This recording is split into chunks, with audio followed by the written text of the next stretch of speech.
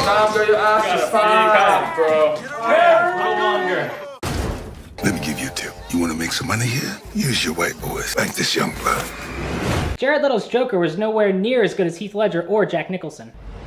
Hi, sorry to bother you, but we just got back from seeing Sorry to Bother You. Oh, that was a fresh cut, dude. Let's get to the meat and potatoes of the review. Go watch this movie, you idiots. You're not idiots, you're beautiful people. Just go watch it. We can't talk about the movie narratively because we will spoil things about the movie. The movie takes a weird twist halfway through and it just... That the trailer doesn't express at all. And it's brilliant, it's fucking great. Highly original as far as this year goes. Certain aspects of it not, you know, amazingly original, but the story as a whole and the twist that we were talking about before, definitely original. It's almost like Hereditary in a sense, where it's like an original concept in a genre that's been done to death a million times. The screenplay, if you rip all this weird stuff away, it's kind of generic. But what makes it special is the movie's personality. And the movie is just oozing personality. And the guy who directed this movie, or girl, I don't know, Boots Riley? Boots Riley. Directorial debut. And he or she wrote the movie. And like, that's impressive that they were able to accomplish it with this movie. Like, first try, the movie this fucking solid.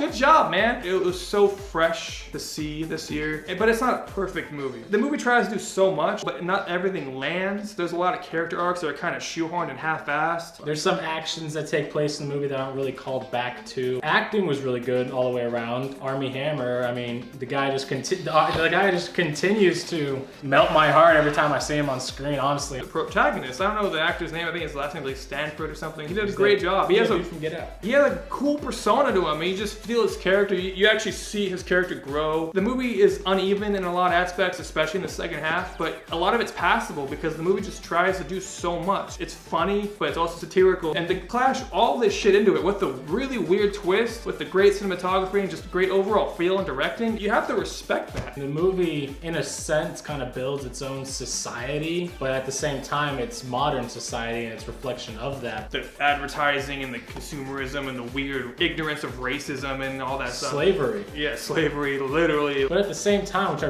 really liked about it, it's not political. Yeah, it's talking on social issues, but it's not so blatantly and unsubtly political, you know, feminism movies or Purge election year. Even though it's very low-key, the actual substance is more than any of those movies could ever hope to achieve. It says so much more than any fucking Ghostbusters remake or any Purge movie could ever say in their pathetic life. That's how it should be done. And it's all coming from a first-time director-writer. Yeah, Puss in Boots. I can't believe Banderas in disguise. Wow, we know it. What is that? This guy's good. He came out of nowhere. Unexpected. The soundtrack was good. It was, again, low-key, but when it popped its head, it's like, yeah, it really fit the scene. And the humor landed for me 90% of the time. It wasn't like slap your knee. You have to laugh out loud for it to earn its merit of being comedy. A lot of this comedy is like chuckling to yourself, as this is a comedy-type movie that you can watch again and appreciate it for other aspects rather than just being a comedy. Yeah. It doesn't heavy hand on one genre. It's not all comedy. It's not all drama. It's just a mix of everything, and it works. Another fault I had with the movie was the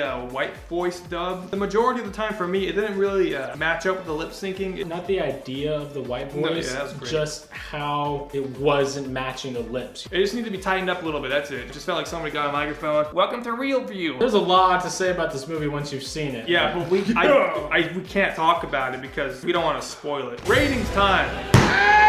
I'm gonna give this movie an 8.5. It's the style, the story, the execution of all of it, the bizarre, unexpected turn it takes while still maintaining a realistic point of view. This movie was a big surprise for me. I'm super glad I watched it. Definitely worth it. I'll probably buy it, but I won't watch it again for a long time. I'll give this a flat 8. I think it was a great movie. I think this movie has balls. This movie has style. It has a director's vision! Somebody made a movie for the sake of making a fucking movie, folks. Wow, what a concept. As crazy as the second half is, it's so crazy for me that it derailed a lot of the movie in terms of pacing, in terms of character arcs, but it's so weird. You have to just like sit there and be like, I'm gonna take this. Finally, a movie that's just nice and fresh. Somebody gave a fuck. And it's even nicer to see a production company that was willing to put its money on the line and its name on the line to make this movie. You know, a lot of companies nowadays wouldn't risk this movie, which is why it was produced by a company that I never heard of before. Yeah, that's it. We really wish we could talk more about it, but we don't want to. To talk about more would be to ruin the whole experience, honestly. Please go watch it. Please support it. Give it your money. It's trying to tell something. It's trying to convey a message to you, and that message is pretty good, in my opinion. Even if you're a white supremacist, like, Like, give it a chance, you know? If you're currently burning a cross and lynching people, like, still give this movie a chance. Yeah. It might change your mind. It might change your perspective on life. You might become a decent person, you piece of shit. Please watch it. David, Immature Effects. He's Chronos, bringing it back always. What's your name? Otaku? American? What's your fucking name? We'll put it right here. Yeah. Dude, we'll see you later, okay? Next movie is fucking Equalizer 2. Going back to the needless sequels. Oh yeah! Bye. Laters. Black Lives Matter. I'll need a condom. I got one. It's an extra small. Why do I have cum stains on my pants?